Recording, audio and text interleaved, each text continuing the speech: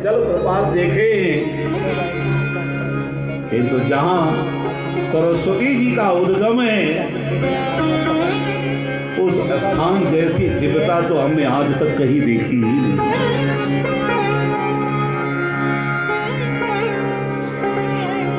दिव्य थे, ऐसा लग रहा किसी ने प्रकाश पुंज प्रकट कर दिया हुआ।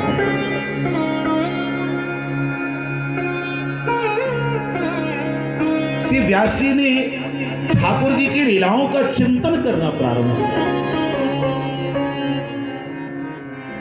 अच्छा, हम लोगों को ठाकुर जी की लीला क्यों नहीं दिखती है? क्योंकि हमारे पास चिंतन नहीं है, हमारे पास चिंता है। ठाकुर जी की जैसी लीलाएं आने लग गई वैसे व्यास जी ने श्लोकबद्ध करना प्रारंभ कर दिया। हरे ही राम चरित सब आए, पुलक अंगे लोचन जल छाए।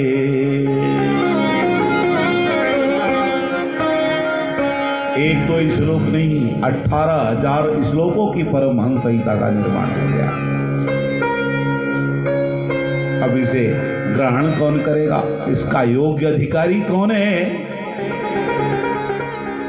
याद आया, मेरा नन्हा सा लाला था, जंगल की ओर चला गया। अगर वो लौट करके आए तो निश्चित इसे ग्रहण कर सकता है, क्योंकि ये परमहंस संहिता है तो परमहंसों के ही योग्य है। 2 शिष्य बुलाए और 2 शिष्यों को 2 श्लोक कंठस्थ कराए। कहा, जाओ जहां भी मेरा सुख बैठा हो, बड़े प्रेम से इन दोनों श्लोकों को सुनाना। जब ज्यादा सुनने की इच्छा करे तो मेरे पास लेके आना। बड़े प्यारे 2 श्लोक शुकाचार्य भगवान के पास जाकर के सुनाना प्रारंभ कर दिया। वरहा पीडम नटवर बपु कर्णयो कर्णिकारम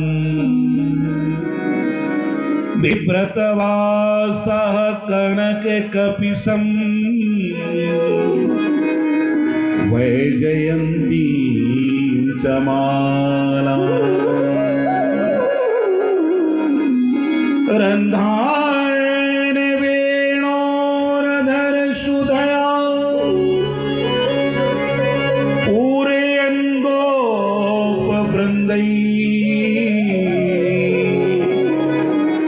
वृंदारण्यं स्वपदरमणं प्राविशत गीत कीर्ति। भगवान श्याम सुंदर गोप वृंदों से समावृत होकर के वृंदारण्य में प्रविष्ट हो रहे हैं। छवि देखने में बड़ी प्यारी लग रही है। वरहा पीडम नटवर बपु, वर कहते हैं मोर के पंख को।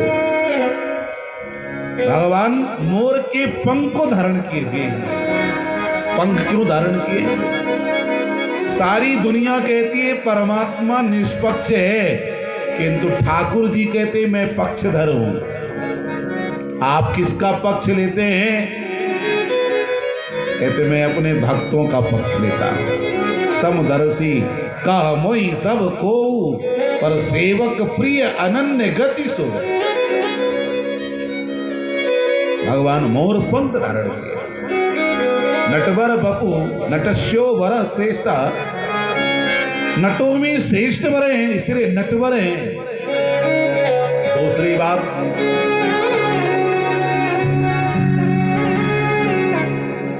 एक तो नट लग रहे हैं और दूसरे वर लग रहे हैं।